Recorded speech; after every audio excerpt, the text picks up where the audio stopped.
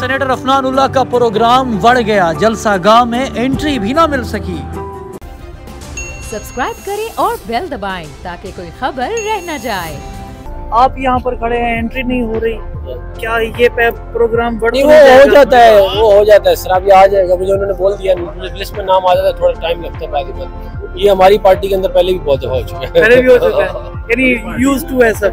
हाँ, ये सर क्या लगता है कि इस मैसिव क्राउड के बाद मियां साहब का जो आज बयानिया होगा उसमें कोई अंदर की खबर, कोई ब्रेकिंग न्यूज़ क्या होने वाला है यहाँ पर?